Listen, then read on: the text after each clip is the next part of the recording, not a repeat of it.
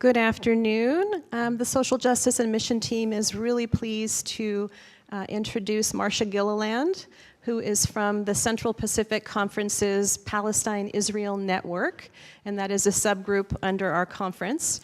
She's a Hillsborough UCC member and a longtime member of the Palestine-Israel Network. She's traveled to Palestine and Israel on quite a number of occasions, and she's put together some slides and has some information and stories to share with us about what she's experienced there and also a little bit about the history of the area. So without further ado, I'd like to have you join me in welcoming Marcia. Thank you. I need to make a disclaimer first. I'm just a wife, a mom, a teacher.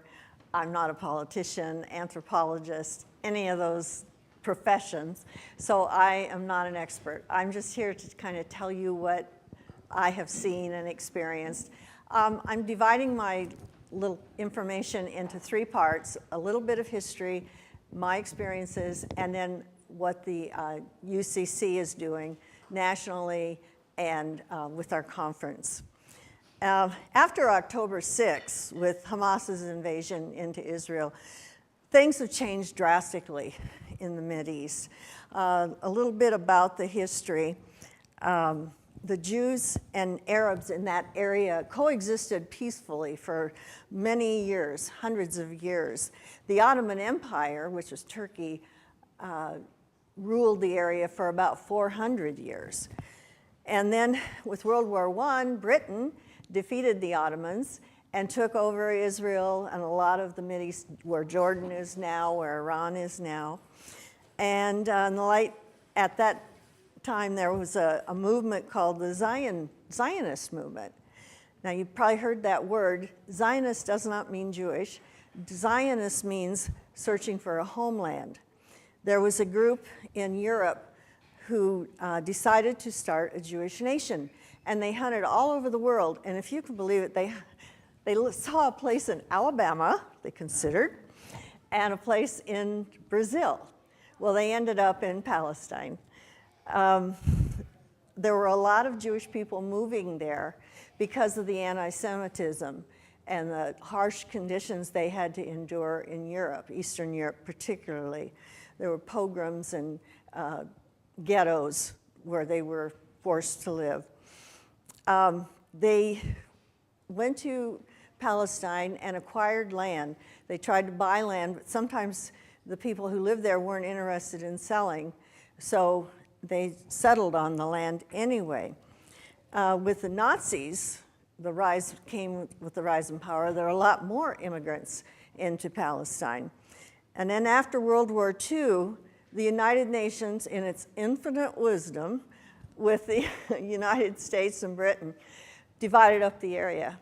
They didn't take into account the tribes, where they were located, and the cultures. They just drew lines. They just drew boundary lines. And that is part of the problem, the way the boundary lines are drawn today. There were 750,000 Palestinians who were expelled from their homes and their villages and set up in refugee camps. And I know a man who lived in a tent for 10 years, thinking that he'd be going back to his village, and of course he hasn't. So they do, in their refugee camps now, they have houses built out of mud or adobe or some bricks. There was a movement to try to relocate refugees in the Arab countries, but that was not feasible because the Arab countries at that time were poor. They didn't know about the oil.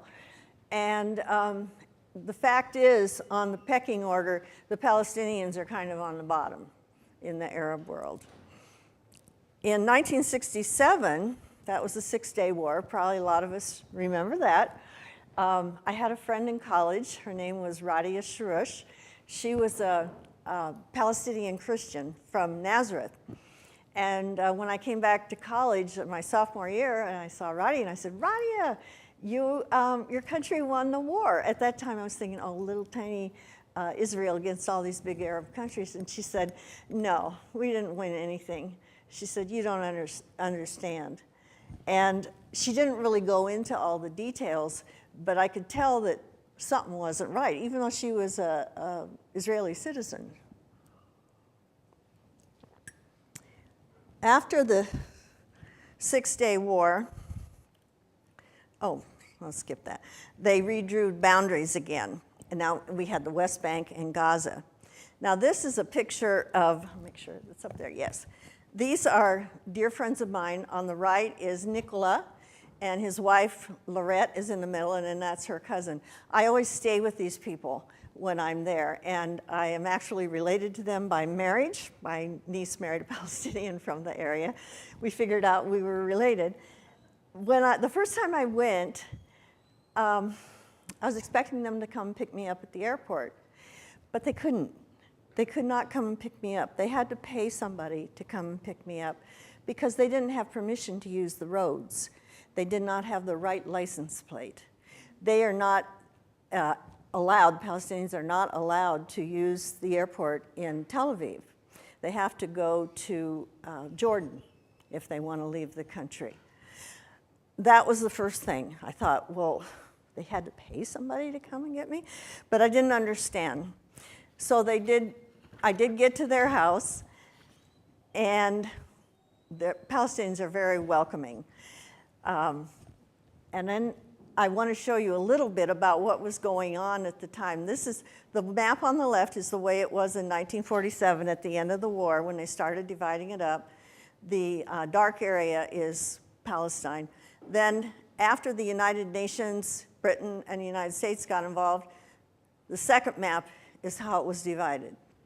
Then after the 1967 war, you can see there are two areas allowed for the Palestinians, Gaza on the left and the West Bank on the right.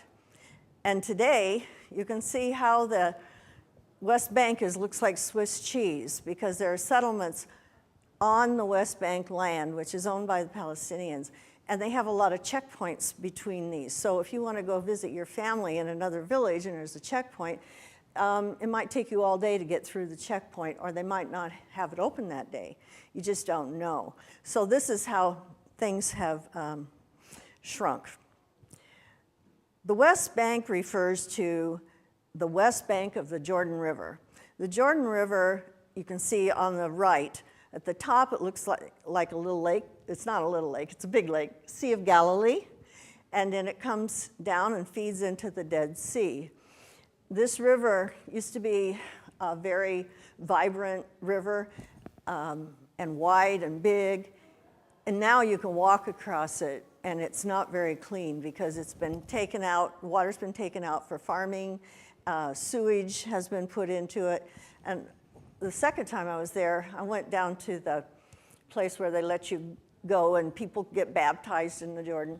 And this guy I was standing next to said, don't go in the water. I said, well, oh, okay, why? And he said, well, I'm an agronomist. He was a water specialist. And he said, you're going to come out of there with some kind of parasite or something. You're going to, don't do it. But there were a lot of people getting baptized all the way under. Let's see. This is my friend Radia that I was talking about. We're all grown up now, and that was in the 60s. She still lives in Nazareth. Okay, here you can see some of the towns. Jerusalem and Bethlehem look like they're far away on this map, but actually it's like going from Beaverton to Hillsborough, Beaverton to Portland. They're very close now. You don't know when you're leaving one and going to another, except there's a checkpoint and a wall. The time I spent there, most of the time, was in Ramallah, which is right above Jerusalem. That is the Palestinian capital. That's where their president has his office. And I'll talk about a few other of these towns, too. Let's see. Okay, this is a larger map of the West Bank now, and you can see the islands of land that are for the Palestinian people. I want to explain the word settlement. You may have heard there's a lot of settlements there, and those are lands that the Israeli government says can have buildings on them and have Jewish people from foreigners come and live there. And they take the land. Since I was in one of these little villages, the farmer that I picked olives for, his trees are all gone. They chopped them down, burned them, and built an apartment complex on his farmland. When people come, they are given $20,000 and a deed for the land. And I've talked with some settlers, really nice people, especially this one I met from France, this couple I met from France. And I was talking to her about the land, and I just was asking her questions about how did you acquire the land and all that. She said, well, I have the deed from the government, so it's our land. And I thought to myself, well, I know somebody else who has a deed, but they truly believe it's theirs. And I understand their feelings. I understand their feelings. They don't think about that they're displacing people because they do have the piece of paper. There are now about 600,000 to 750,000 settlers in the West Bank and 250 or more settlements. Some of them are not occupied yet because the Israeli government wants to set claim to that land. I'll tell you a story. I was in Jerusalem, East Jerusalem. East Jerusalem is Palestinian. The rest of Jerusalem is Israeli. And I was at a meeting at a hotel, and I was 20 minutes early. So I went up to the roof. You could look around, look over the town. I thought, I have 20 minutes, okay. And I was watching across the street, there was people carrying furniture out of the house and setting it in the front yard.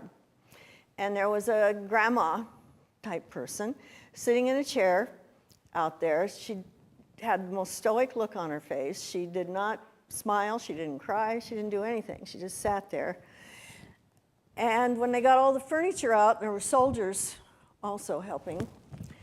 They brought a family in from Brooklyn, New York, I found out later, to occupy their house. These people lost their house. And that's why the furniture was being moved out. And the soldiers told them, well, you're going to have to find somewhere else to live because you aren't living here anymore.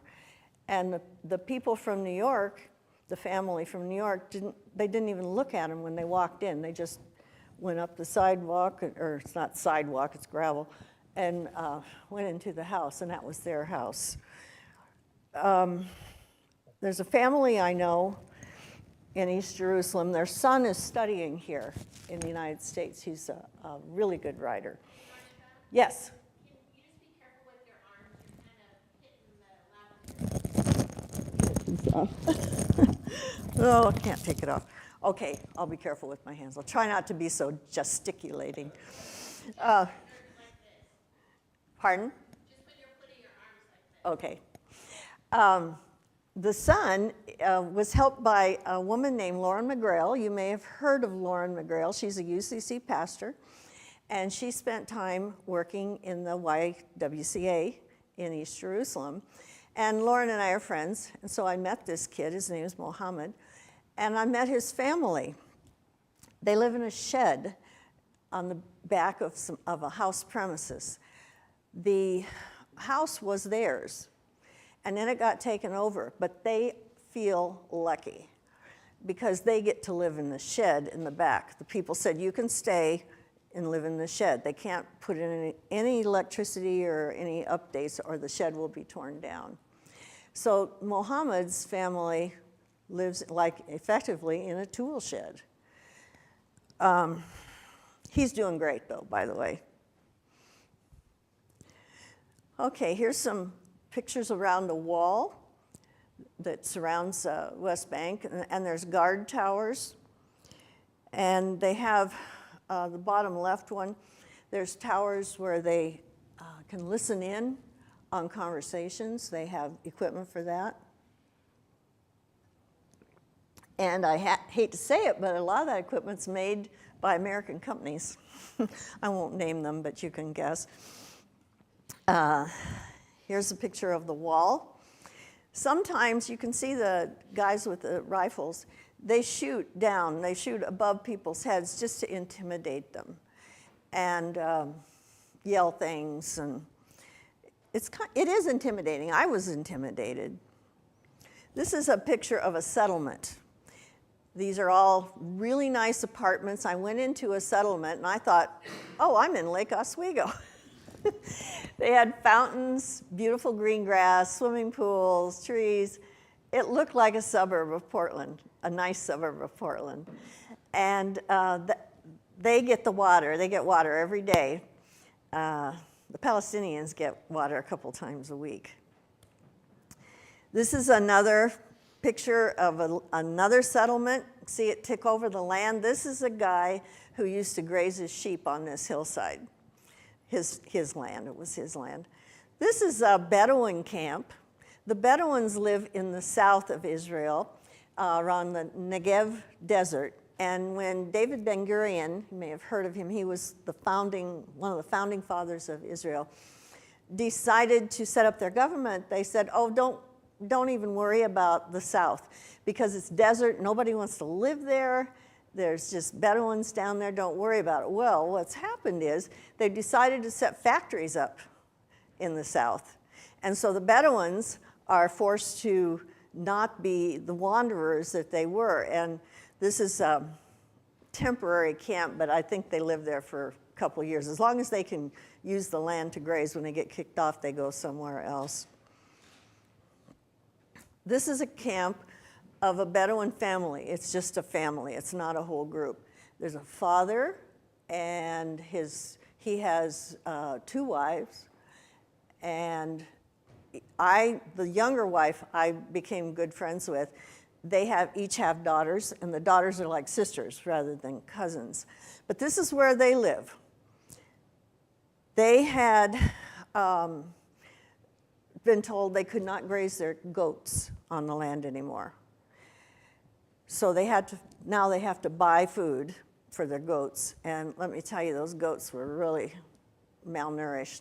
The food is so expensive to buy in bags. They also drilled for a well, so they had water. Well, the army came in and poured concrete down their well, so they had no water. Now they have to buy water in jugs just to survive. And that's pretty expensive to do that. This is a second wife who became my friend. For some reason, she just latched onto me. I'm not really sure why. She made me dress up in her dress. Each area has their own particular style. Each clan has their own style, and this was the style from her family. This is a checkpoint going from Bethlehem into Jerusalem. Bethlehem, of course, is Palestinian, and there's not much work in Bethlehem unless you're in the tourist industry, and right now there's no work in the tourist industry. So a lot of people go into Jerusalem to work. They work as gardeners in the service industry.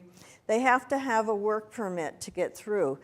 They have to be over 35 and have a family. They will not let anybody else get a work permit, because if you don't have a family, maybe you're not likely to go back to Bethlehem.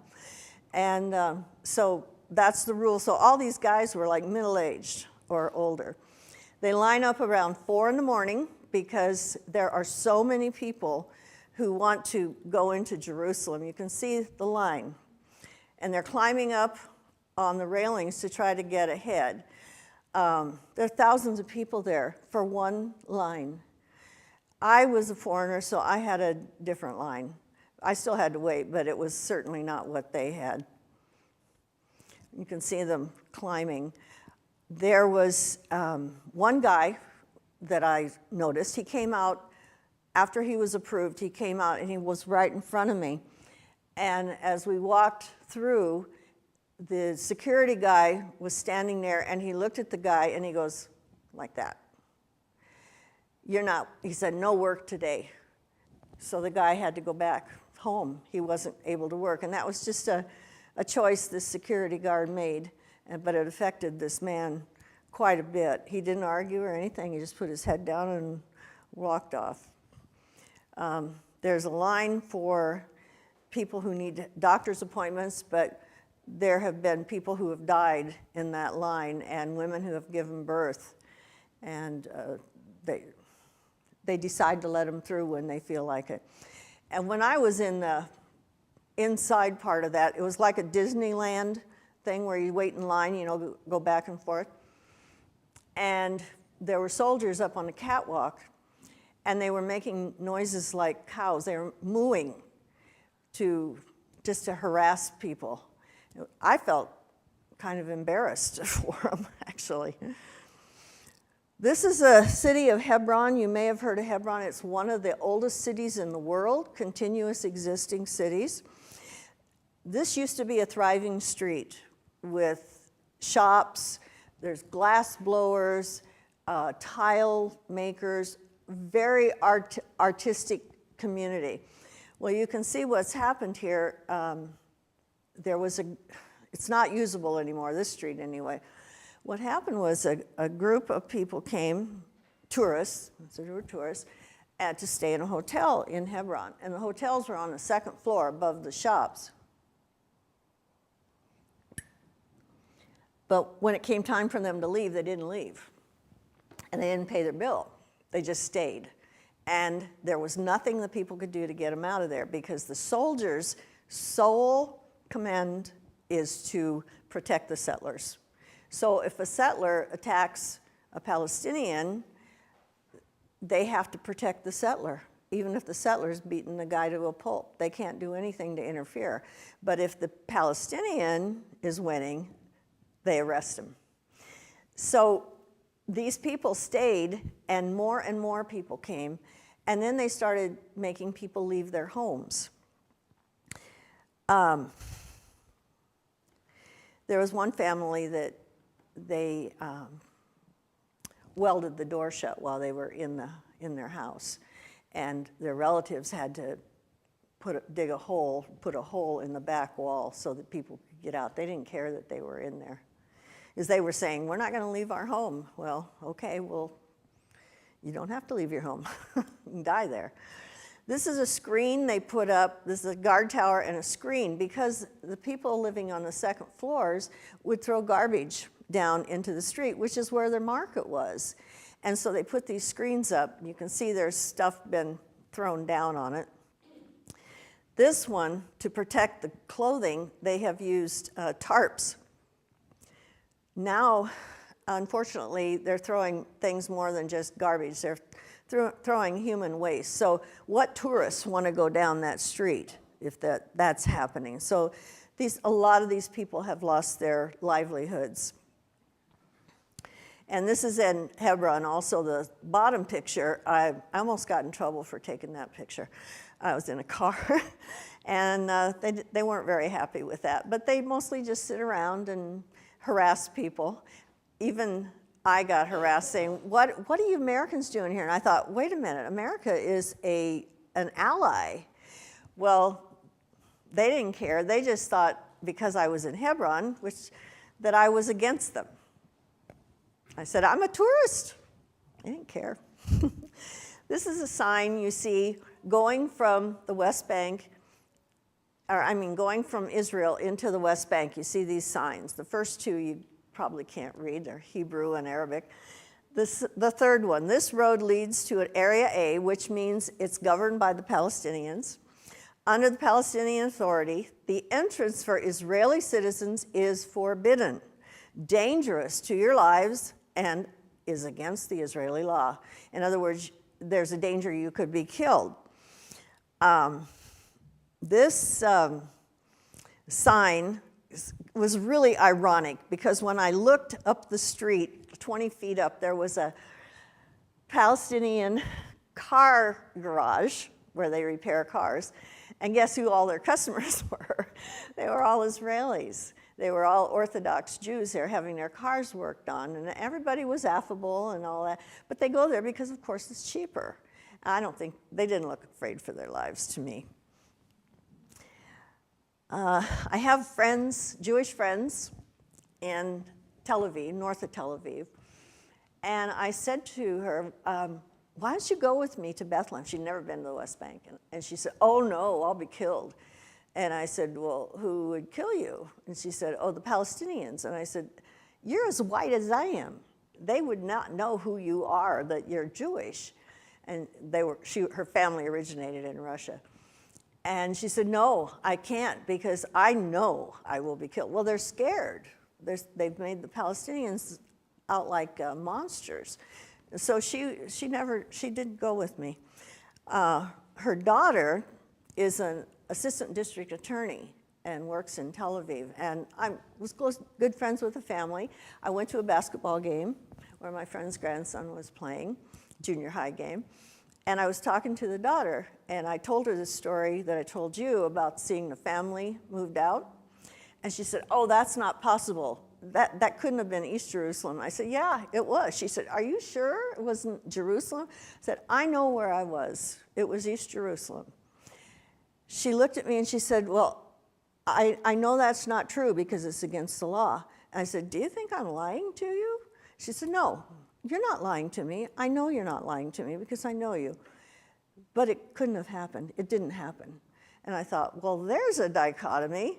It didn't happen, but yet she believes that I'm telling her the truth. And I found that to be the attitude of a lot of the Israeli people in Israel. They don't believe these things are happening. They know they are, but they deny it in their heads. This is a city of Ramallah where I spend a lot of my time. There's a refugee camp called Jalazon there. It's one of the poorest camps in the whole of the West Bank. Any idea what those spools, they look like thread spools, are on top of the buildings? They are water tanks. The Palestinians get water 2 or 3 days a week, so they have these tanks where they store the water so that they can have water all the time. When I'm there, when I'm in Ramallah, I stay in this hotel, this one small hotel that I always stay in. They know me. They have me come in the kitchen and tell them what I want to eat. I mean, really, we're on very good terms. And the first time I went there, I was going to take a shower, and I was running the water, and it was cold. And I'm running the water, and about 8 or 9 minutes went by, and there was still no warm water. So I got dressed and went down to the desk, and I said, do you guys have warm water in this hotel? And he said, oh, yeah, you just got to let it run a while. And I thought, okay. Well, I never took a hot shower there at all. I always took cold showers because I was depleting the water on the top of the roof. And I couldn't do that. I just couldn't do that. But that's the way it is there. Let's see. Okay, that's enough of my tales. I want to talk about the United Church of Christ, the Central Pacific Conference, our partnership with the Palestine YWCA. And this is who I go through when I go there. We have a formal contract with the YWCA that was signed about 8 years ago, that we are partners and we help them. I want to show you some programs that the UCC is helping to contribute. This is an early childhood education. This was in the Jalazon refugee camp. The YWCA runs these programs here. Sweet kids. They sang some songs, and then they said, I was with 4 people, and they said, okay, now it's your turn. We couldn't think of any folk songs. That's what they wanted. So we sang, She'll Be Coming Around the Mountain. And, of course, that doesn't translate very well. And we did head, shoulders, knees, and toes. But they were so sweet. They clapped like they thought we were good. And this is a kindergarten class. This is a youth program where they have leadership. We sent 2 girls from our church over there for a leadership conference. And here they are having dinner. Also, this is the one I'm involved in, the adult education. They set up a program to teach the women how to be caterers, how to prepare big, not packages, but big amounts of food, and make some money being caterers. Now, of course, their husbands were not real happy with this because it's a patriarchal society, and the men are supposed to be the ones bringing home the, well, not bacon in their case, but bringing home the money. These women look pretty happy. Well, they are happy because the money they have brought home has made their husbands change their minds completely, and now they think it's great that the women are working. They have fun doing it too. It's a good fellowship, and they have made a lot of money. We ate lunch. They prepared lunch for us. Oh, it's really, really good. They also have a program for textiles, and some girls are learning to work with textiles there. This is a program. These dolls come from Lauren McGrail from the YWCA. You can buy them on the UCC website. As I said, different areas have different styles of clothing, and these are 5 different styles, and the dolls are olive wood. And what Lauren did was she got an elderly woman and got her life story and wrote it down, and it comes with the women, it comes with the dolls.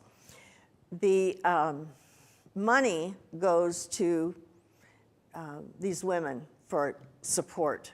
60% unemployment rate in Jalazone. Okay, this is when I was going there, I was teaching. This is my interpreter. Kind of interesting. She was with me all the time because I don't speak Arabic.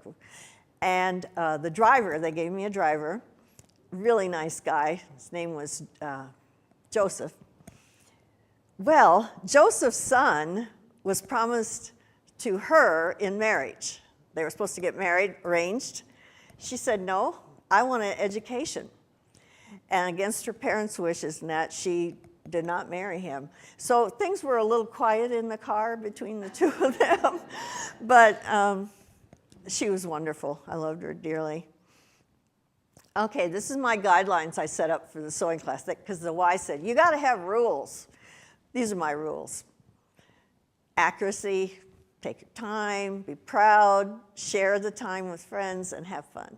And when I said I'm going to show you my rules, oh, you could see the tension in the air. And then when they saw that, they were, okay, this is going to be all right. I had so many people sign up, I had to divide them into groups of 3 different groups. And here we were figuring out who was going to do what time. The names were in Arabic. Everybody signed up. Well, that didn't help me. So my interpreter wrote their names, and I had to memorize everybody's name and face. And I did it because I used all kinds of tricks to help me remember their names. They were wonderful women. Here they are sewing. I brought sewing machines, and I brought fabric. I took extra suitcases. I brought thread. I brought patterns that I made up for them to make things that I thought could sell.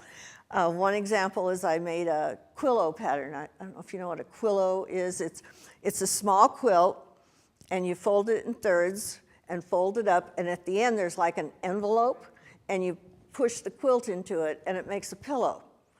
And so they loved these, and they were able to sell. But what they did was they ended up selling them to people in the camp, and the idea was to sell to tourists. It was okay. They could do what they wanted. We also did small quilts, and here I'm showing a gal how to use a sewing machine. She had never sewed before. Interesting girl. She was 32 years old at this time. This has been like 8 years ago. And she had a cell phone, and I said, oh my, you have a cell phone, great. She said, I have to have it. And I said, well, why? And she said, well, my son has another one. And I thought, how can these poor people have cell phones? Well, the reason is when he goes somewhere, he has to call his mother to tell her that he got there safely, because he's at the right age to be arrested. Young men between like 14 and 21 are the main age that get arrested. So that's why she had a cell phone. It was for security to know where her son was. This is more stuff we're working on. I'll show you some products we came up with. They call it embroidery, we call it cross stitch. And I had it incorporated into the patterns that I brought. That was the idea, to use their skills to make things they could sell. This was a bag that a lady made. And here they're making bowls, and I'll show you the fabric bowls here. They used their skills to make the designs, and I brought the patterns and showed them how to sew the bowls. These were a big hit. They were able to sell a lot of these bowls.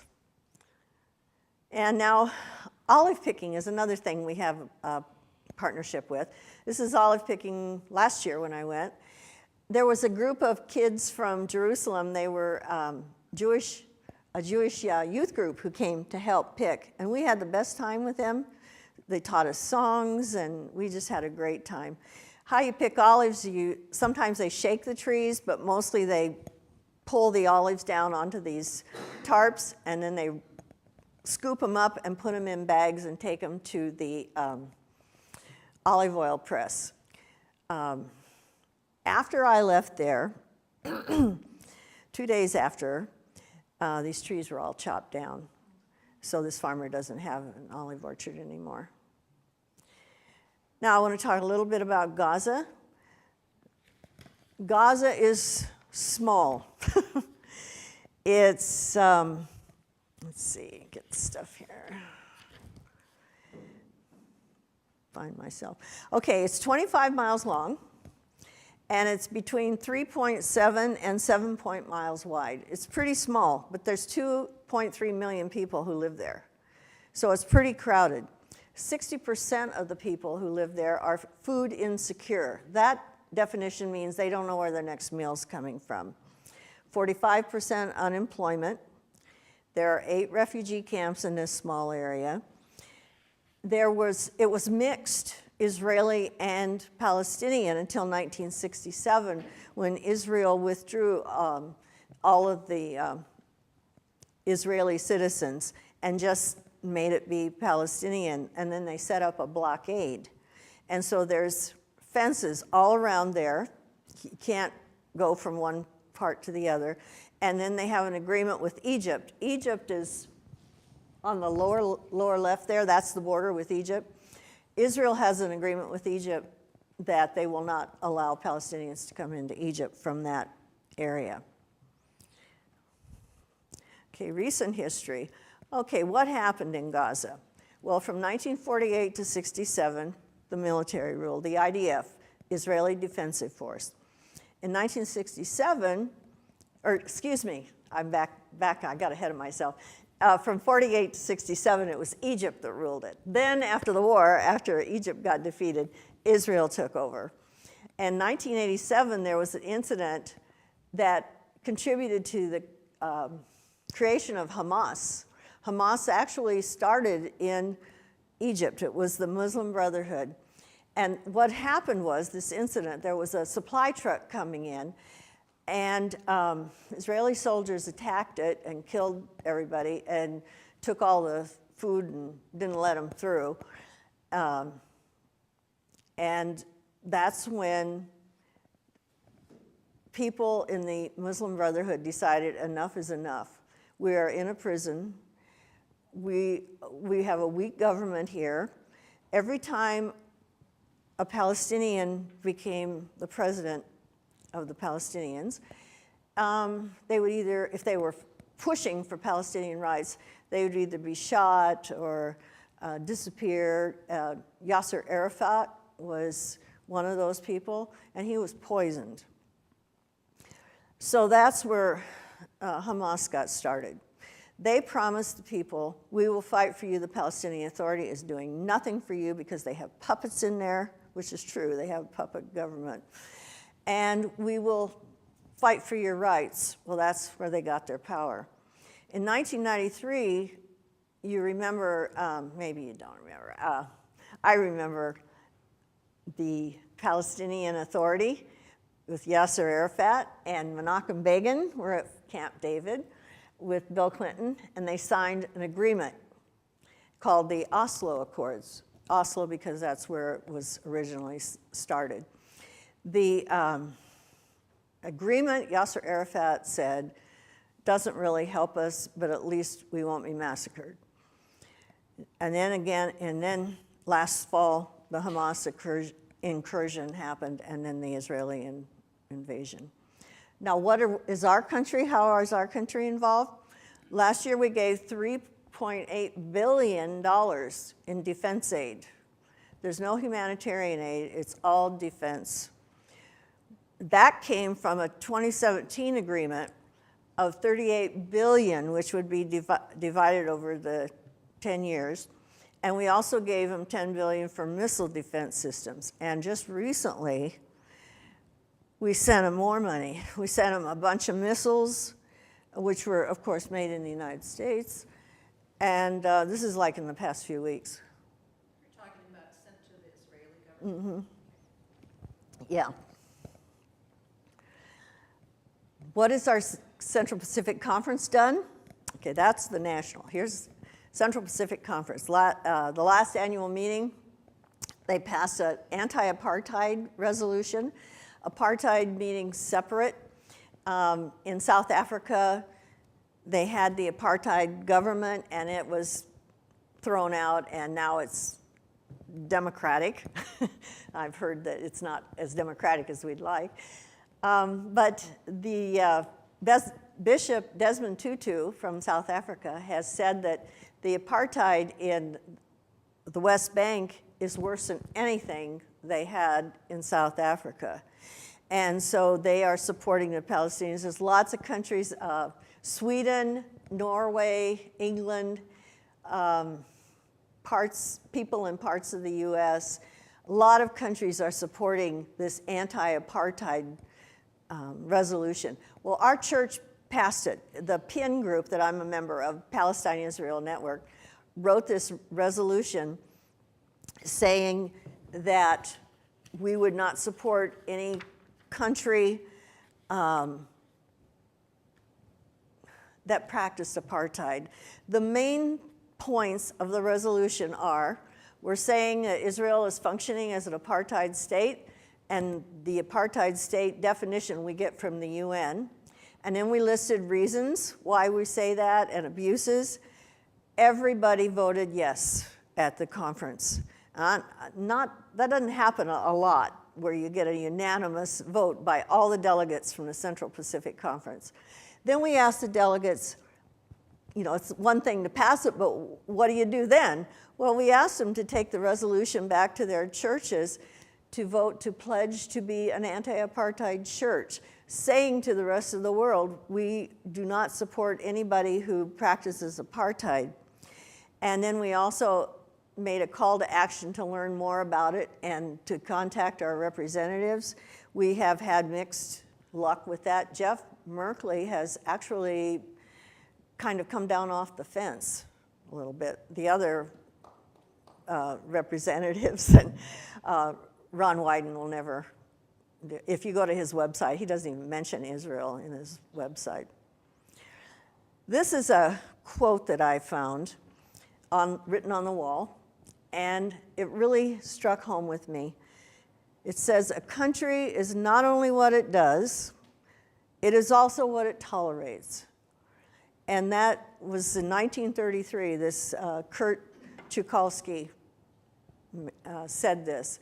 And I thought, yeah, we tolerate a lot of stuff here, but we don't help make it better. And that's kind of what's my motivation. When I go to Israel and Palestine, I'm there to make a difference with individuals. But when I'm here, I hope to make another kind of difference for the people of Palestine. So we have trips planned when things settle down a little bit again. We have, I brought some things to sell. They are from my friend's gift shop in Bethlehem, handmade items. And also we have a new program that we're starting. It's called Quilts for Gaza. And I have information here. There's also some on the table back there. We're making quilts for kids. We have a way to get them in. We haven't sent any in yet. We're waiting for things to settle down a little bit. I mean, aid workers are being killed.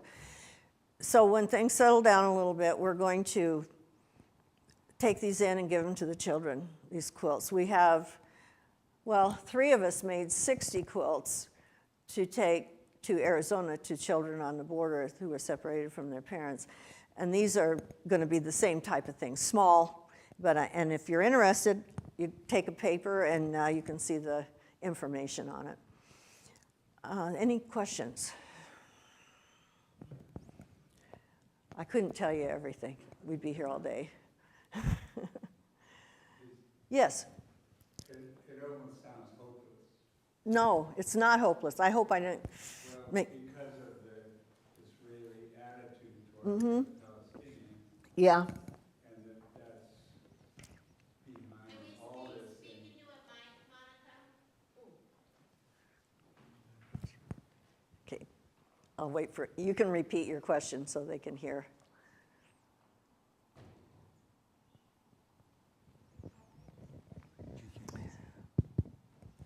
This almost sounds hopeless.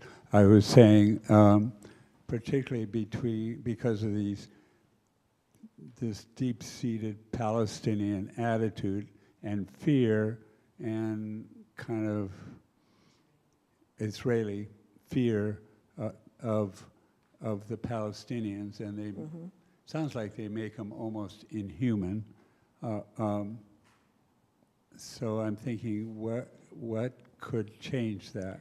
Okay, there's lots of things that make me hopeful. Number one is most of the Palestinian attitude is not, let's kill all the Israelis. It's, let's have equal treatment. That's what they want. That's all that they want, equal treatment. No checkpoints and all that stuff. The Israelis that I know, I have hope for them because they are starting to see what's been going on. And they're good people. They're good people, like my friends are really good people. And there have been demonstrations in Israel, Mothers Against the War.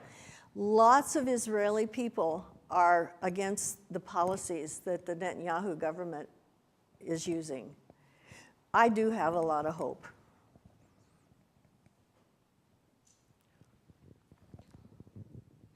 Yeah, and this is just to follow up on that in terms of hope. I've been following this issue since '86 when I went to Israel in '86 as a part of a group from Lewis and Clark. As horrible as what's happened since October is, what I am seeing that is hopeful for me is there's more discussion and discourse in general among the Western countries in terms of understanding, acknowledging the Palestinian cause. And you're seeing it being discussed all sorts of places. Last weekend, the host of Saturday Night Live, during his monologue, offered a prayer for Palestine. You're seeing it happen a lot more on an issue that people never talked about for a long time. And you're seeing the current administration, the Biden administration, doing more as unfortunate is that they are continuing to sell all these weapons to Israel. At the same time, there is more discussion about Palestinian rights within the administration, I'd say probably more than since the Carter administration, in terms of acknowledging that's a problem. So that's, for me, that's a huge sign of hope that the tide perception is going to change, and that's probably the only thing that's going to bring any sort of change. Yeah, that's true. I agree with that. Any other questions? Okay, well, thank you very much for listening to me rattle on. Thank you.